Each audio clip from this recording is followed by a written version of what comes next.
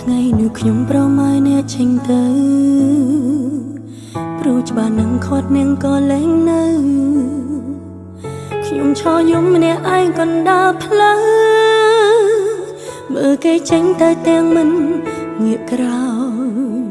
ប្រាប់បេះដូងគ្មានគេមិនថ្មីក៏រីករាយ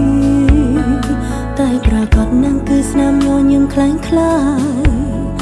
រូបភាពចាំងពួកយើងមិនទាន់លុបចេញឡើយនៅតែលួចមើលហើយហូរទាំងភ្នែកអត់ស្បើយត្រឡប់មករកខ្ញុំវិញបានទេខ្ញុំពិតមិនអាចបំភ្លេចឈឺខ្លាំងមិនមែនឈឺចាប់តិចតិចដូចដើរសំដែងកុំធ្វើមនុស្សចិត្តដាច់ឲ្យខ្ញុំយំម្នាក់ឯងខ្ញុំឈរចាំនៅត្រង់កន្លែងដែលអ្នកចាចេញត្រឡប់មកជួបទឹកភ្នែកដែលហូរដូចដែលបងធ្លាប់សន្យាអូនកំពុងយំបងនៅទីណាក្រែងថាស្រឡាញ់ដូចចាក់ចេញទៅបានតែទាំងមិនបានដេញត្រឡប់មកវិញអូនបំភ្លេចបងមិន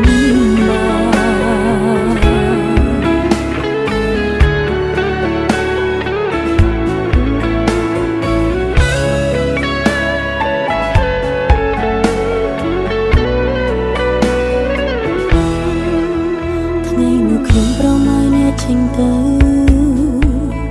ព្រោះច្បាស់នឹងខាត់នាងក៏លែងនៅ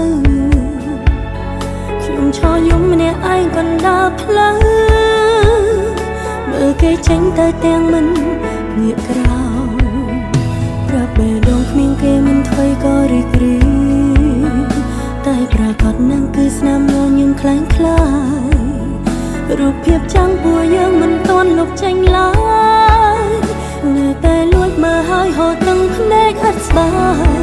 ត្រឡប់មករកខ្ញុំវិញបានទេខ្ញុំពិតមិនអាចបំភ្លេចឈឺខ្លាំងមិនមែនឈឺចាប់តិចតិចដូចដើរសំដែងកុំធ្វើមនុស្សចិត្តដាច់ឲ្យខ្ញុំយំម្នាក់ឯងខ្ញុំឈរចាំនៅត្រង់កន្លែងដែលអ្នកចាចេញត្រឡប់មកជួបទឹកភ្នែកដែលហូរដូចដែលបងធ្លាប់សន្យាអូនកំពុងយំបងនៅទីណាក្រែងថាស្រឡាញ់ដូចចាក់ចេញទៅបានតែទាំងមិនបានដេញត្រឡប់មកវិញអូនបំភ្លេចត្រឡប់មករកខ្ញុំវិញបានទេខ្ញុំពិតមិនអាចបំភ្លេចឈឺខ្លាំងមិនមែនឈឺចាប់តិចតិចដូចដើរសំដែង